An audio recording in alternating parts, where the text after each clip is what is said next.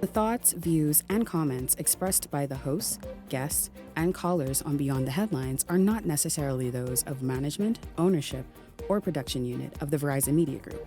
Beyond the Headlines is a production of ILTV Studios and cannot be reproduced or represented in part or entirety without express written permission of the Verizon Media Group. Beyond the Headlines is the intellectual property of the Verizon Media Group. Copyright 2021.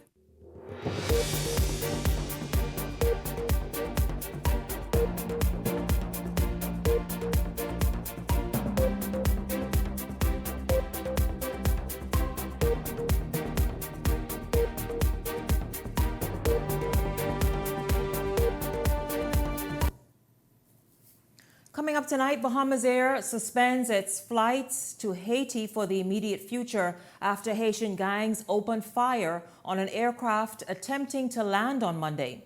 Meanwhile, pilots on the offensive tonight about a new exam that the Civil Aviation Authority is introducing. What do you think about this? Is the authority asking too much of the pilots, or are you thinking it's about time? Well, we take a look at that. Meanwhile, a teen queen says she feels shafted after being abandoned by the organization. So what happened? We get to the bottom of it tonight. And normally people wait until the new year to get healthy or to start some sort of fitness routine. But Island Luck is getting a head start. Tonight, bodybuilder Taran Knowles joins me. That's later in the show. This is Beyond the Headlines. Good evening. I'm Shanique Miller. It's great to have you along this evening. Well, the national flag carrier Bahamas Air has suspended flights into Haiti following reports of gunfire that damaged the aircraft of 2 U.S. airlines and injured a flight attendant. The bullet holes seen on the Spirit airline was frightening just to see the fact that those bullets penetrated the aircraft. Leading officials and aviation officials here locally to assess future scheduled flights. We get the story from Linton Ritchie Jr. Amid gunfire erupting on the runway of the Toussaint Louverture International Airport in Port-au-Prince, Haiti, a number of U.S. airlines have suspended their flights into numerous airports in Haiti, which led Bahamas Air to follow suit. Managing Director of Bahamas Air Tracy Cooper telling Eyewitness News that officials immediately sprung into action following the news. That is a troubling situation, and as such, warrants that we take a look at the situation because we have airplanes going in to Haiti as well. As the reports of gunfire broke, headlines highlighted that not only was there damages to a Spirit airline jet, but a flight attendant was injured as well. This prompted aviation officials to examine the situation. However, Cooper says Bahamas Air operations into Haiti is not directly affected by the gunfire. Fortunately for Bahamas Air, the situation with Spirit Airlines happened in Port-au-Prince, the main city gateway. Bahamas Air doesn't fly to Port-au-Prince. We actually fly to Cape Haitian. Minister of Foreign Affairs Fred Mitchell says he supports the decision of Bahamas Air amid Haiti's civil unrest. Bahamas Air has taken, I imagine, the normal precautions that any airline would take in the circumstances of what transpired in Haiti over the last few days. And in the face of a political crisis, one must act prudently to protect life and limb. And that's a sensible decision by Bahamas Air. For some months now, Bahamas Air flight pattern into Haiti has been unstable, and Minister responsible for aviation, Deputy Prime Minister Chester Cooper, emphasized that decisions are made based on conditions on the grounds. From time to time, we have halted flights to Haiti. The safety of Bahamas Air and the passengers come first. And every day, every week, we make the assessment as to whether we continue service. From time to time, we have paused the service until the environment stabilizes.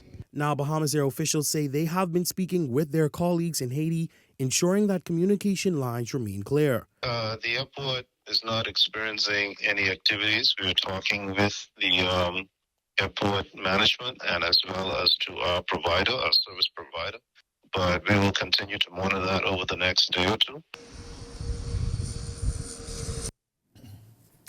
Well, As the level of gang violence and crime in Haiti continues to grow, many are questioning the safety of Bahamian diplomats and also those Royal Bahamas Defense Force officers who were deployed recently. Now, Minister of Foreign Affairs Fred Mitchell spoke with Eyewitness News addressing those concerns of our officials as well as the Marines on the ground. And he emphasized that if at any time they wish to leave Haiti, that's their right.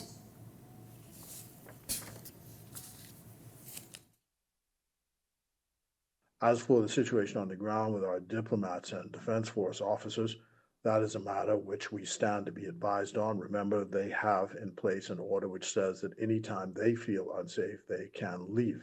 They don't have to need our permission to do so. Having said that, you know that the Bahamas government has a presence in Haiti for reasons which help our country.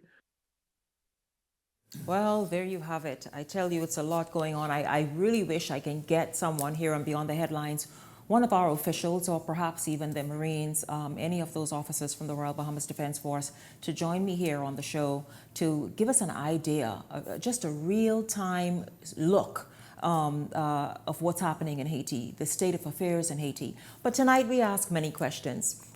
Really, should those officers or any Bahamian official be in Haiti at this time? Luckily for those people on the Spirit airline aircraft, that they were not more seriously hurt, that somebody was not shot and unfortunately may have lost their lives, because to see the bullets that penetrated the aircraft, then you wonder exactly what kind of sort of weapons those gangs are working with. We're going to discuss that and get into that whole discussion right now. Welcome to Beyond the Headlines. Beyond the Headlines contributor Ellington Ferguson. Ellington, good evening to you. Certainly a lot to think about, a lot to get to, not least of which is the fact that this Haitian situation is gaining momentum. There seems to be no control on the ground as the gangs continue to sort of just have dominance on the island. Good evening, Shanique, and good evening, Bahamas. I mean, this whole saga continued to take different turns and all in an opposite direction of what the authorities have spoken to. We see recently the Prime Minister that they have appointed, he's now out. And so, obviously, when you send troops in there, the first thing to do, you're supposed to safeguard the airport for travel in and out. We want to do commercial flights going in and out of there. You would think that the airport would have been secured. Obviously, that has not been done. It obviously speaks to the fact that this whole process is not been thought out thoroughly. The gangs are generally still in charge of Haiti with all of the troops from Kenya and all Defense Force that are over there. Well, I'm happy that they went over there and they hid themselves someplace secure to make sure that they are safe. I'm glad to hear that. They're not going out and to foolhardily and trying to attack or engage these guys, because obviously this whole mission that the UN put together is ill thought of. You know, it is, because initially there was supposed to be about 1,200 or so Kenyan police officers. There's under 400 at the last report that we got. And then there are just little small groups of officers from the Bahamas, Jamaica, and I think Belize it is. It's certainly not enough to stand up to what's happening there. And I don't know if any nation should have its citizens there until Haiti gets its issues sorted out and get that under control. And then why is the UN reluctant perhaps to go in with greater force? There are all kind of little agendas and little issues. I mean, you see the kind of money that they're throwing behind Ukraine, the Ukraine war, billions of dollars out there in Israel. But they would not put a serious effort to deal with the situation in Haiti, because they're doing what they need to do to safeguard their interests and not necessarily for the betterment and the well-being of the people of Haiti. And they themselves, these nations, these big nations, are partially responsible for the decadence that is going on in Haiti today. Yeah, it's quite unfortunate. We don't know what the situation is. We can't get much in terms of news out of Haiti, in terms of perhaps what this violence continues to wrought on the citizens, and even injuries, loss of life. I mean, what's happening there? We saw even in recent reports that surfaced yesterday that hunger is soaring. Absolutely. So you have a desperate people of millions of people, and now they cannot even have access to food. You heard the pastor who was here recently talk about what it costs now just to buy a bag of rice, perhaps a loaf of bread. You talk about inflation. That is beyond inflation, and that's, if anything, is available to begin with. People are suffering right on the doorsteps of our neighbors to the North America. This is what happened to countries when big countries like America and the rest of those, France and all of those, play geopolitical games with people's lives. And that is what has been happening in Haiti for a number of years. You have right now, these countries have interests in there where they are mining and taking the resources out, and they only want sufficient to ensure that they are able to continue pilfering these nations. And it's not right, it's unfair. And the UN that moves around the world and supposed to be the police of the world, y'all must do better. Come on, man. There's no way that you can, and I agree with you, that those who are in positions of power and these organizations that are supposed to be sort of amnesty organizations where they go and try to be the peacekeepers and set things that are wrong right, that they are watching this carnage continue just to happen in Haiti now for well over a year. The loss of life, the fact that, again, hunger is spiking once again among adults and children. I remember the last report before this one, they said about 1 million children were at risk for starvation. And again, you wonder how countries and those, again, in organizations like the United Nations and others can sit and watch this happen, a destruction of an entire people. Every gang in Haiti, Shanique, has been sponsored by one faction of the political divide or another. One faction that has been supported by these outside countries that have interests in Haiti, that have interests who's president in Haiti, because of any president that goes in Haiti and begin to govern in the best interest of Haiti and the Haitian people, that president will not be there long. Any president that tries to goes against what these big nations want to happen in Haiti, that president will either be removed or assassinated. Quite unfortunate. Of course, we saw this sort of upheaval started since the last president was assassinated just a few years ago, and there's been no peace since that time. And you spoke to whether our troops should have been there. Well, we said it from the beginning. We don't think that the whole thing was properly organized, and we don't think that troops should have, our men who are not trained on that level of combat should have been in there from the first place, not at this initial stage, because there's nothing happening. Not now. Not I mean, now. There's no way to go plan. in there, fix things, bring law and order, then put the troops on the ground to help organize and there have them. There is nothing happening in Haiti right now to put in place anything, to plan Absolutely anything. Nothing. Now, of course, our officials have insisted that our men and women are not on the front lines. But boy, it appears as though everywhere in Haiti is the front line. Everywhere is the front line. Kenya is smart. They collected their money that they gave them. They sent a few guys and they hide in some corner until the time is expired and the country got the money. Great guys, very smart. I tell you, I'm hoping to hear from CARICOM. We will continue to follow this, because I'll tell you that what's happening there affects the Bahamas. We should not be flying commercially there either. Whichever part, whether it's Cape Haitian or Port-au-Prince. Haiti is Haiti. And if the gang know that you move from one area to the next, they'll come and get you, because they are in charge of Haiti. Absolutely. Meanwhile, Ellington, a number of Bahamians are paying attention to this, and rightly so. The Bahamas Aircraft Owners and Pilots Association is tonight raising major concerns over a new exam requirement. The new requirement is part of the Civil Aviation Authority's industry overhaul. The group claims that the change could lead to widespread license cancellations for Bahamian pilots and cause significant disruptions in the aviation industry.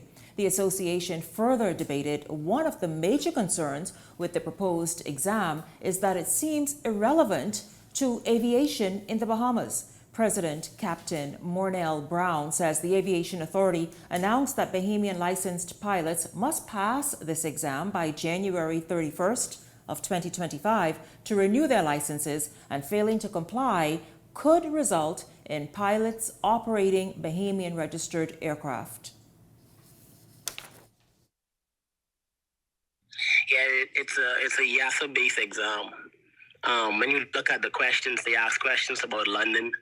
They ask questions about volcano ash. They ask questions about snow. There's a lot. It goes on and on and on about some irrelevant questions. It really has nothing to do with aviation regulations. I think better suited, they have qualified inspectors at the authority who can put the exam together based on the Bahamian regulations, and we be able to sit the exam based on this region. They have people in that position who can do it. So I don't know why they just don't use the people that they have and put the exam together that way. Important that the industry participants speak more openly with the Civil Aviation Authority of the Bahamas and vice versa. And I expect this week that those dialogue is going to continue. It is important that we remain a well-regulated industry, a well-regulated country, participating in aviation as an archipelago and a very open economy dependent on tourism. That's the first thing I would say. Recently, you would be aware that the government of the Bahamas responded appropriately to audit findings of the FAA, the issue of exams and familiarity with Bahamas law as a part of those examinations and licensing. You know, I'll tell you, the president of the Pilots Association made an incredible point.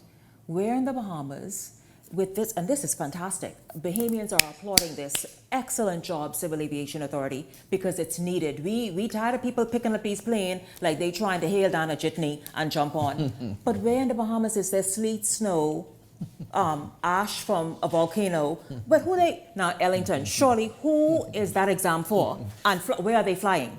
You know, when I initially heard him said about it being relevant to the Bahamas, I paused and I says, quantify that. What does that mean relevant to the Bahamas? Because I want Bahamians to be as safe flying as if they were flying to Miami. But when he went further and explained, I think somebody went on one of those, either Canada, Afghanistan, or one of those countries, cut, copy, and paste some of that information. No, I think, yes, we need to regulate it. And thanks for Civil Aviation for trying to do something. It's been too long. Yeah, but it has to be relevant. Guys have been able to fly below the radar. Yes, and we know but that. It has to be relevant. It has to be relevant. It has to make sense. It has to be for pilots wanting to fly throughout the archipelago of the Bahamas, things that relates to us. Yes, you can talk about weather conditions and all that type of stuff and the terrain of the Bahamas, but snow and sleet, come on. I mean, come on, man. Let's make it make sense. Let's make it make sense. If we're going to regulate it, let's do. Take your time. By the way, who in aviation wrote that exam? Take it in, no, not wrote. Who cut and copy and paste that from somebody else's website? Oh. Take your time, do your work. Let's put together a proper exam that suit for the Bahamas for pilots that are just flying from here to Andros, Auckland, Crooked Island, Maguana, Abaco, and Eleuthera. And understand the airspace that is the Bahamas. Absolutely. Understand the weather conditions that make up the Bahamas. Absolutely. Understand that when you fly over a pine forest, perhaps what conditions you experience, and then get those little aircraft and general aviation, get them properly regulated, etc. Like let's create policies that are suited to this airspace. And service records and all of that to be mandatory. Yes, exactly. What's the maintenance records of these aircraft? Exactly. Has general aviation been sorted out as yet? Has that? I mean, did you all visit there yet and make sure that each aircraft is registered, the pilot licensed, the pilot it renews regularly and is experienced? Well, they turn over general aviation to Odyssey. Moving right along. Well, I guess it'll operate better now. I just guess. I'll tell you this, Ellington, as we kind of end this top segment, I just want to touch on this right here. There is a major price tag, as we both know, attached to crime and its impact here on the Bahamas. The Inter-American Development Bank says it's a hit of $100 million to the GDP. We know that. We know that the money it takes to address crime and try and put in mitigation and all that stuff. Really, I mean, you heard Chester Cooper just last week talk about that $10 million price tag just to clean up our image at the beginning of this year with what was happening there. So unfortunate. This is no surprise to us. I mean, obviously, and nobody deserves to politicize it and figure that they're pushing their chests out. We have got to get crime in hand. We must. And see, we cannot play while something is hurting us on the left-hand side, the persons that are hurting and causing us the pain, we're still trying to be nice to them, and they don't care. They don't give a hoots. We've got to take control of this crime issue. We've got to deal with it head on. Criminals must feel the brunt of law enforcement. Not just the police arresting them, but as far straight through the judicial system. Our judicial system is broken, and it takes... when did the Bahamas' judicial system become such a liberal sort of theater? When? I've watched it for years, Shanique, as members of the government, and the members of the government have too much to say, and I'm talking about successive government, have too much to say in the carriage of our law based on their personal belief. We're a country of laws. What's on the book doesn't matter what's in your heart, in your head, or your own personal beliefs. What's on the book is how the Commonwealth of the Bahamas is governed by laws.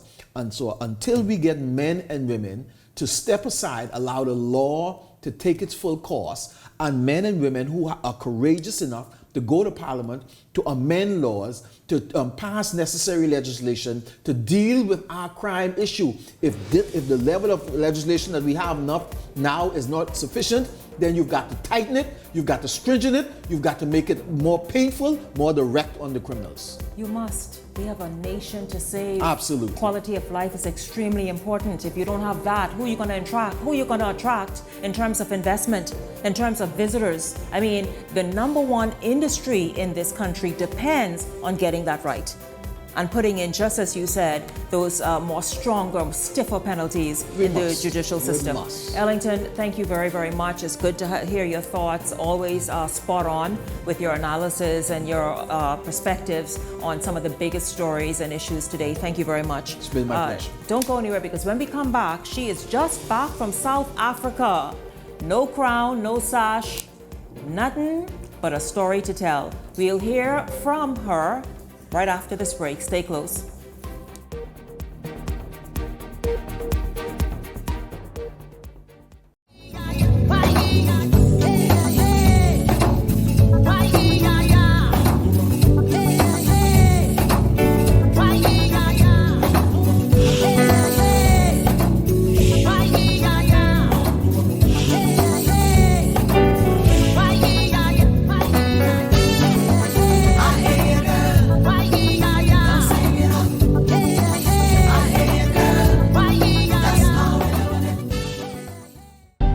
Cancer Treatment Centers of America is now City of Hope, creating one of the leading cancer care and research networks from coast to coast, providing more of what you need. More locations means more care closer to home. More specialists means more expertise. More research means more breakthroughs. More advancements means more treatment options. And more options means more hope. Call now to get more of the care you need.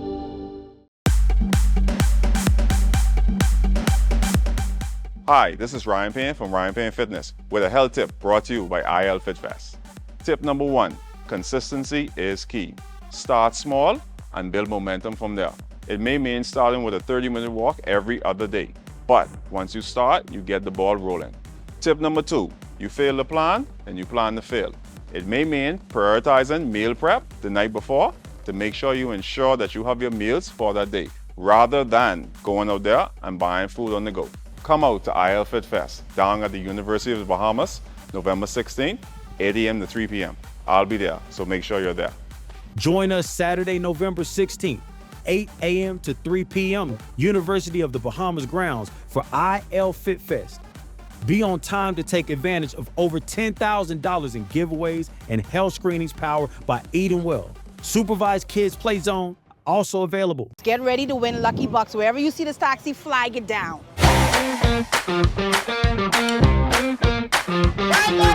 The boy hard, beating so hard, I will be hard beating right here. I'm looking for my first contestant to ride in the Lucky Taxi. Walk in the taxi, you gotta do the Lucky Walk, brother. Oh, thanks. Man, thank you, sir. 85 times 2 is how much, brother? You leave with $170, brother. I never expected to win as much as I win. Very excited when the gentleman picked me to ride inside the taxi.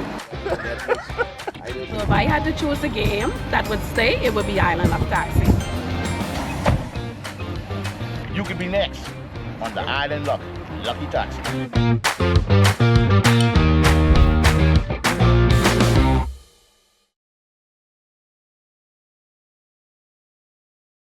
Edenwell has expanded their testing menu. We now offer blood work, drug screening, and so much more. Our hours of operation are Monday to Friday, 7 a.m. to 5 p.m., and Saturday, 8 a.m. to 1 p.m., located on 11 Madera Street. We are here for all of your laboratory needs, with fast and reliable lab work done by our friendly and knowledgeable staff. Let us help you take the needed steps to stay in the know about your health. Let's keep working towards a healthier you. Stay Eden well.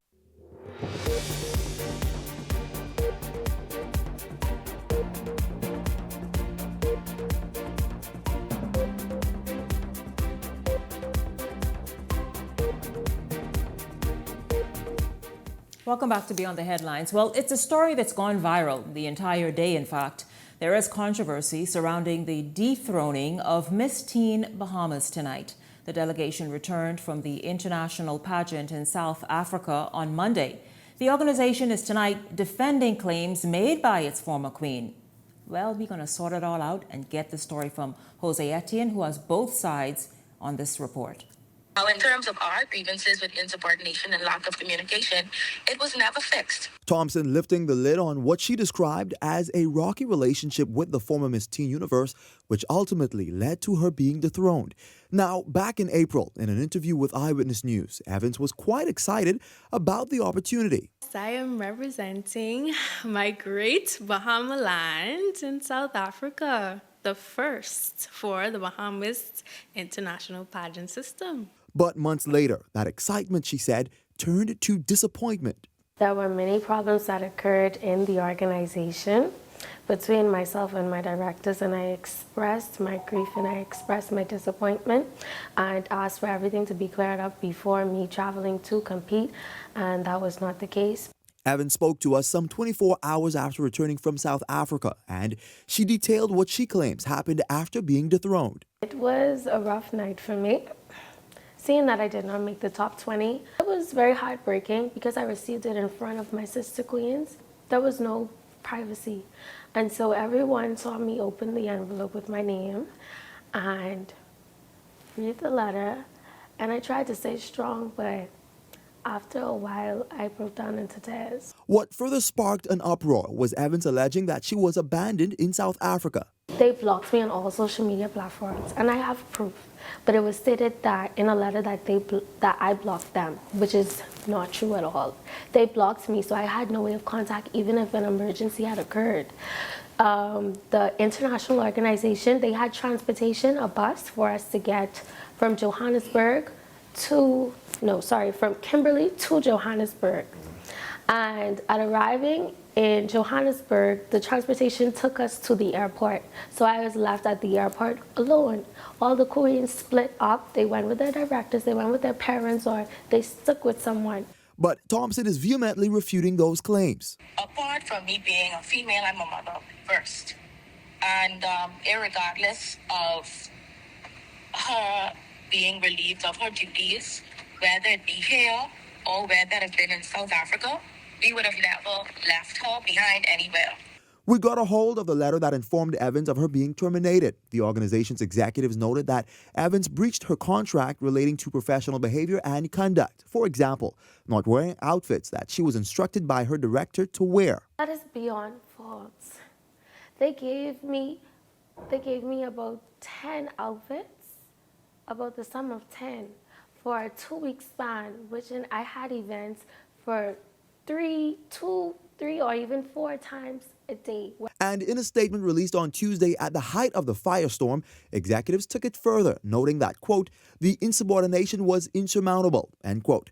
Here's what Evans had to say in response to claims levied against her. Throughout the process, I was dismissed a lot. I was disrespected, and whenever I voiced those concerns, I was told that I was disrespectful due to my age. We had a meeting before I left, so just about a week before I left, with my directors. And in the meeting, they attempted continuously to brush off the concerns that I had before leaving and traveling so far with them.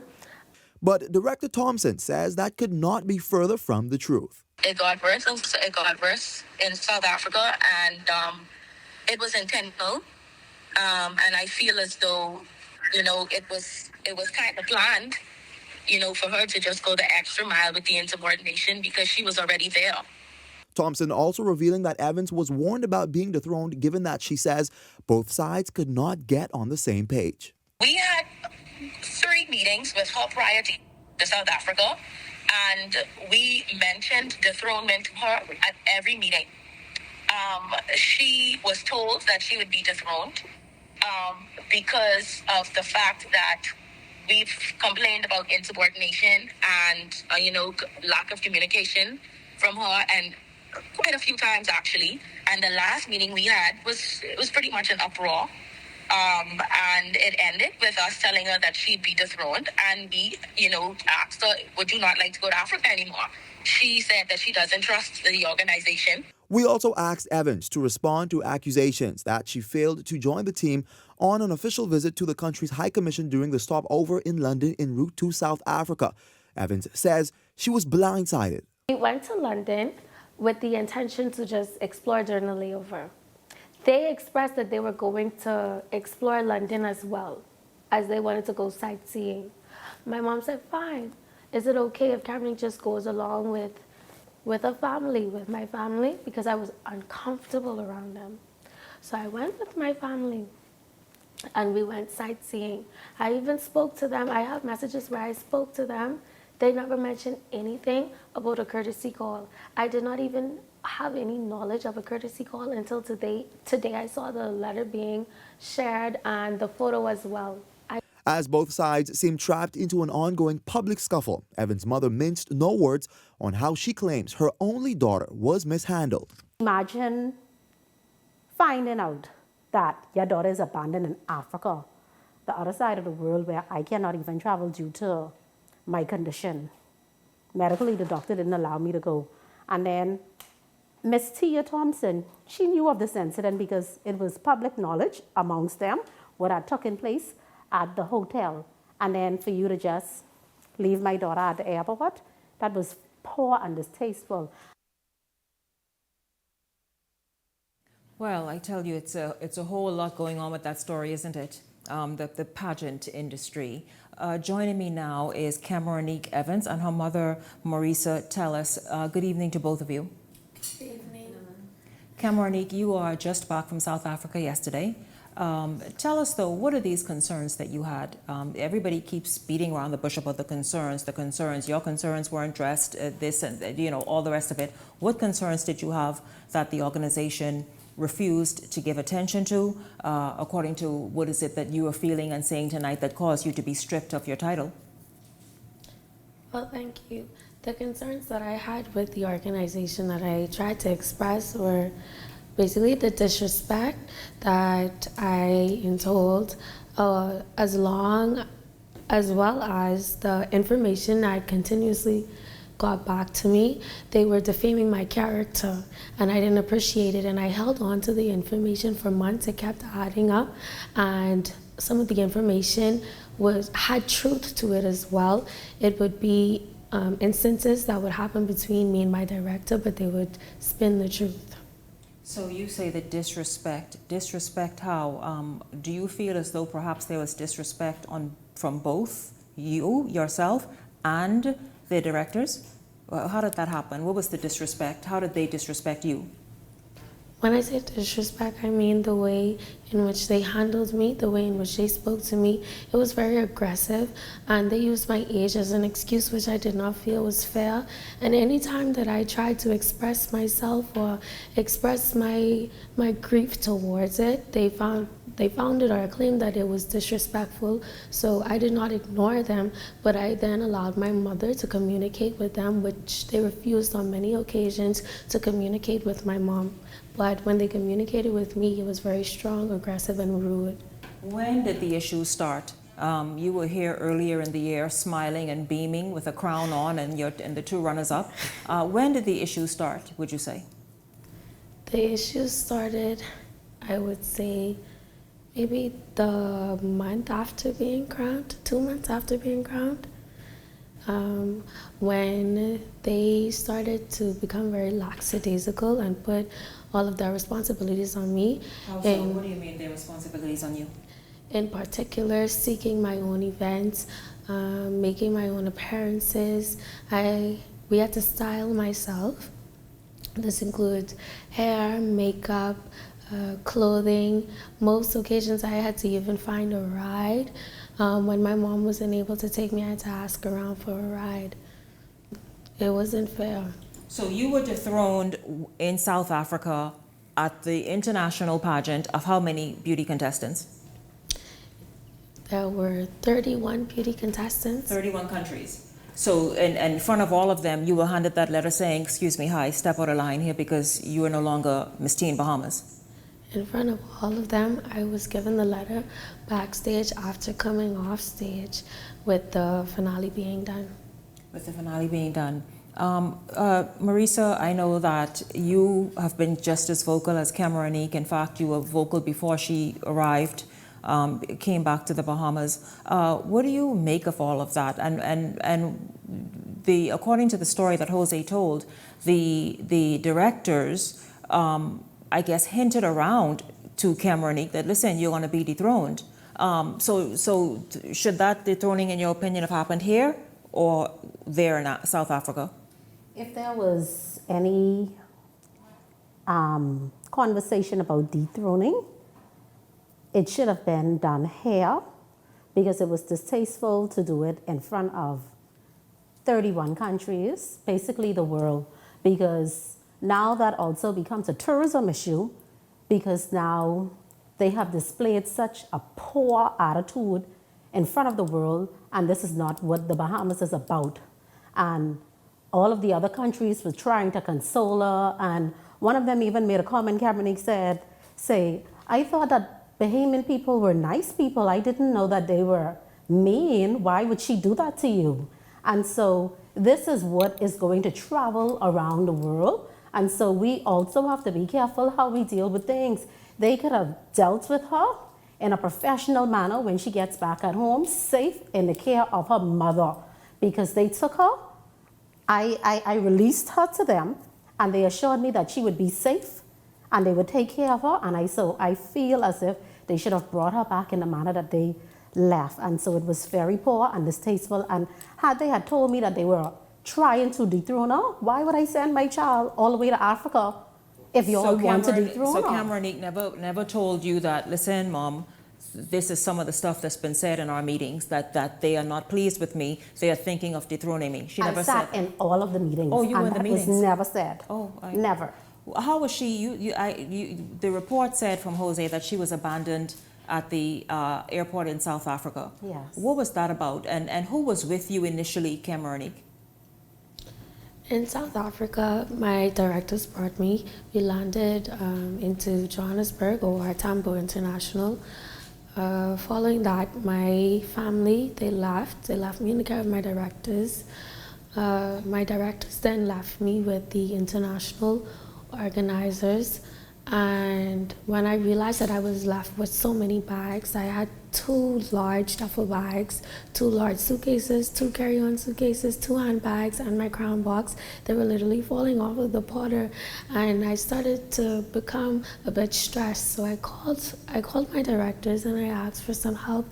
I asked for them to at least take one of the duffel bags, which carried my national costume since I did not need it right away. And one of the directors came down, Miss Mappy came down, and she said that she told me not to bring all of those bags, and she left. Then Miss Tia Thompson also came, and she spoke with them. Listen, man, this sounded like this was a hostile relationship from the beginning. Marisa, did they ever say to you, Marisa, Cameronique is a bit much. We need you to speak with her, pull this in so that we can move forward nicely as a whole unit, and she continues to enjoy her reign? I live on the truth, and so I will not sit here and lie to you and tell you that they did not say that to me. They did. And what they had a problem with is Cameronique holding them accountable to the things that they were not doing and providing as an organization that was in the contract that we were waiting on, Cameron just kept on reminding them of their duties to her. And that was the problem. So that came off makeup and appearances and everything. All that stuff. Help, basically. Even with her going to Africa, they provided 0 judges interview training, 0 coaching on how to walk, how to talk, nothing, no type of training. And so it's almost like, to me, they set her up for failure. And when we saw that they wasn't doing anything, we seek outside help to get her some training, to get her to the point where she's at. You had to put your hands in your pockets? Yes, ma'am. And yes, I did. How much did you spend to have her somewhat prepared? I would say for Africa itself, in the sum. No, the whole prep, and then of course pageant period. Yes. From she started, at least over $10,000 in 6 months. In 6 months, because I would say to you, there was one particular event that Miss Mona McPhee invited her to, and so I called her because in the contract it states that everything during her reign would be on them. And I was just spending money, and I was baffled. So I called her and I said, you have an event for Cameron to attend. Are you guys providing the clothing for this event? No, I'm not providing any clothing for the event. I'm like, hold on. You invited to this event and you're not providing clothes for her? I said, if you're not providing, well, I'm not going to provide neither for this event. So I guess she's going to sit this one out. Now, they forced her into creating her own schedule and going out looking for events to attend to, and that was their job. That was not her job as a queen, because why the queen have to go around asking people, can I attend your event? Can I show up? Can I appear to your event? That's poor and distasteful. And Clint Watson himself in a meeting apologized to me because they said that everything that Cameron is doing is wonderful. But however, I told them it is overwhelming for her because she is new to the pageant world. Before my daughter started this journey, she didn't even know how to walk in heels. She just learned, literally. So y'all put her out there to do her job, and y'all scrutinizing her. And it's like everything she does, they were never happy. Never happy. What are your thoughts about how all of this played out? I mean, to go to South Africa with high hopes and then to be stripped on the international soil. Cameronique says that the relationship soured soon after she won. We heard the report of what happened. They obviously felt jaded as well, and that Cameronique maybe dropped the ball in whichever areas they felt that she dropped it. What are your thoughts on how it all played out? Shanique, let me ask you a question. If you join an organization and they promise you X, Y, and Z, along with a hefty pay and all type of perks, would you not be looking to receive that from them? Yes. Would you not be disgruntled if they're not living up to their word and the contract? Yes. So they breached the contract in many ways, and here now they dethroned my daughter and telling the world that she breached the contract. But they say that she breached the contract based on attitude and so forward and being rude and stuff like that. But I urged them and I asked them and I begged them, show one conversation where my daughter was rude to you, screenshot it, send one voice note out where she was rude to you. No, she was never rude to you. She spoke to you with education. She spoke to you with respect. She spoke to you and she told y'all what y'all needed to hear that no other queen would have told y'all, which is do exactly what y'all say that y'all would do for me, please.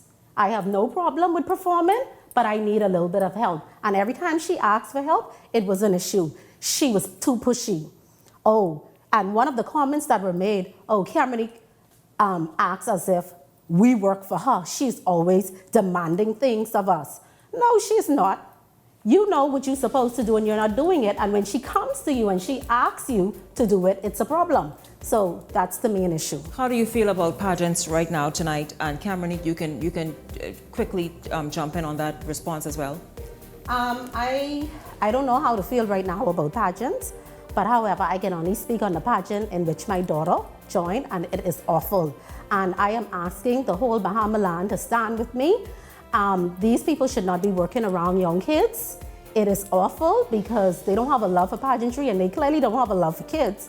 And so I want Brave Davis, I want Fred Mitchell, the Minister of Youth, Sports and Culture, to please do something with this because their licenses should be taken because they should have never did what they did to my daughter. Cameronique, anything? 30 seconds. I love pageantry, and going off to the international pageant showed me how beautiful pageantry is, the relationships that I made, the people that I was able to meet, the experiences that I had.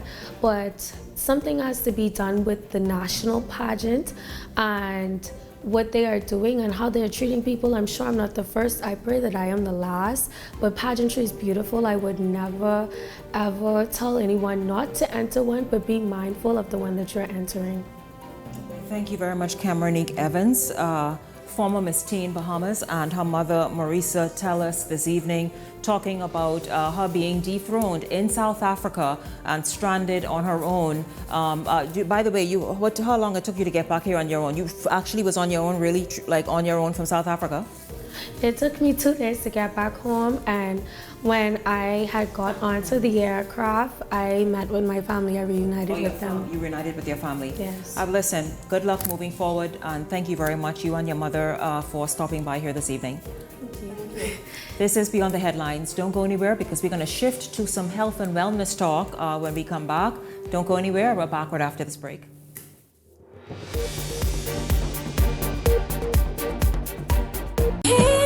Bahamas, get ready for an unforgettable night this holiday season. On Saturday, December 28th, we're bringing the love back to the city. It's a night of rhythm and blues featuring the one and only K. Michelle. What up, y'all? It's your girl K. Michelle. December the 28th, I'm going to be in the Bahamas. I'm coming to sing some songs. Yes, Bahamas, K. Michelle.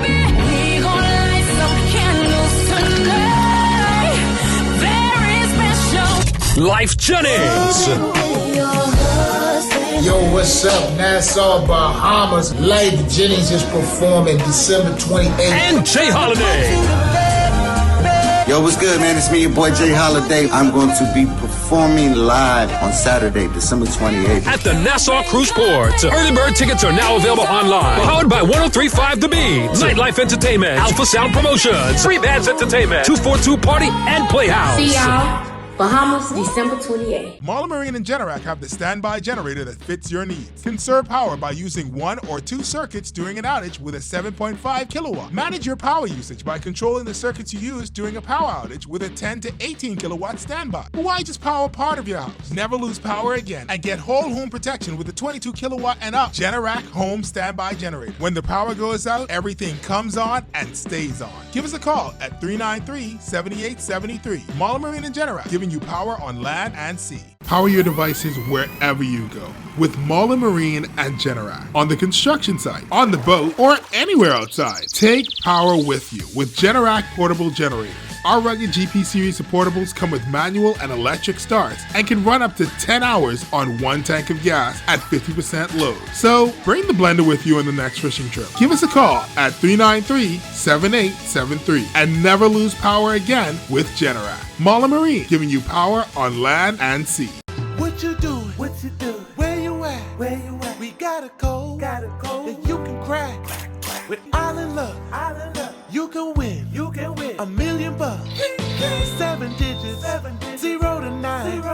You could redeem your promo points online. You should be guessing and not stressing. Could be $1 million in your possession. No need to question what's happening. We just made up some games to try to get you some money that'll make it alright. So if you wanna change your life, crack the code and stop joking. Crack the code and stop joking. Crack the code and stop joking, y'all. Crack the code and stop joking. If you guess the numbers right, no more stressing. We'll be ballin' tonight, baby. We can make your dreams come true.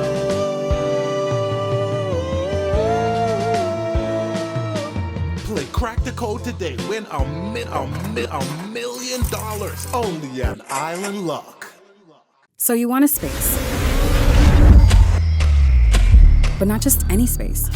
You need something with a little more potential. So how about 1,000 square feet of room to play with? Superb audio and video production capability, digital LED wall, full lighting grid, and about 124 seats to accommodate a full studio audience with so many other features. Make us your home for your next concert, conference, and so much more. Honestly, the possibilities are endless. Here at ILTV Studios, we'd love to bring your next event to life. So what do you say? Do you want our space?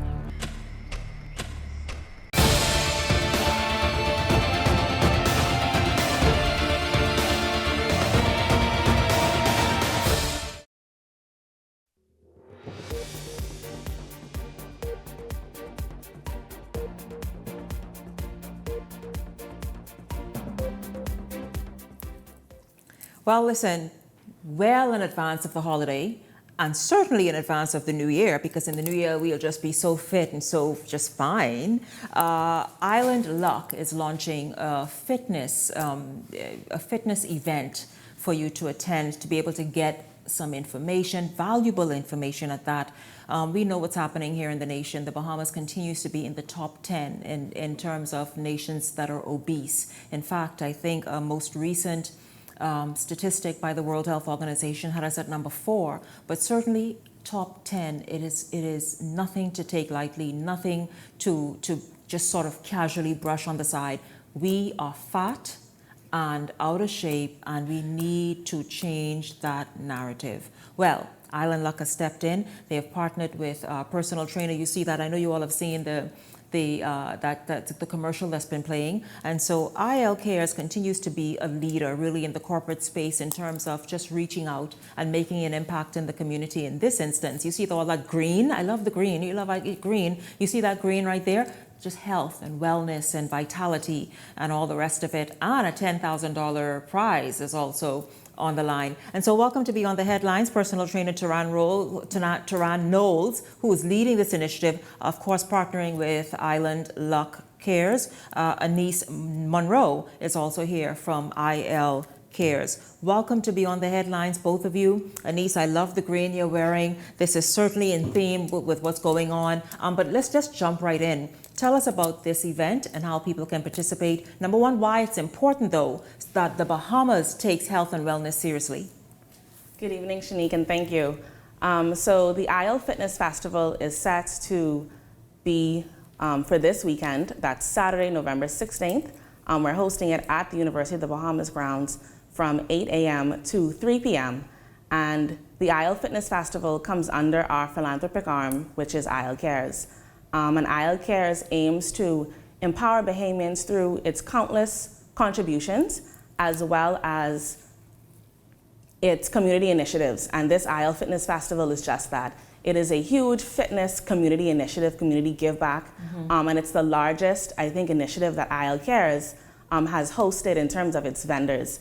We have over 25 to 30 vendors who will span from fitness gurus, the yoga girlies, you have nutritionists, dietitians, spas, chiropractors.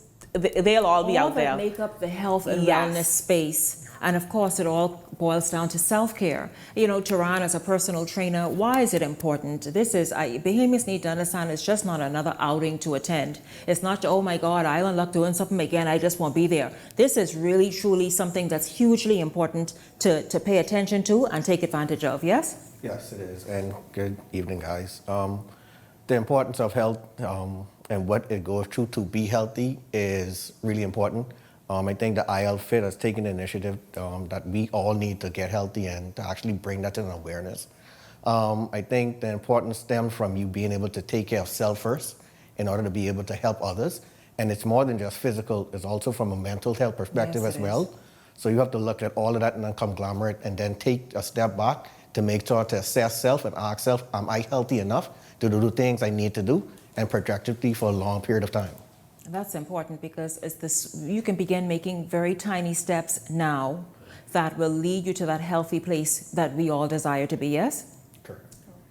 So talk about Tehran. Tehran, you're the expert here around the table. You're the personal trainer. I mean, you have gotten hundreds of people into shape and healthy. I mean, let's just talk about what's going to be on display in terms of the information. We heard about the vendors. We heard about all that you're going to be exposed to on Saturday. But let's just talk about the information that people must also pay attention to out there. All right, so the information that's going to be applicable and actually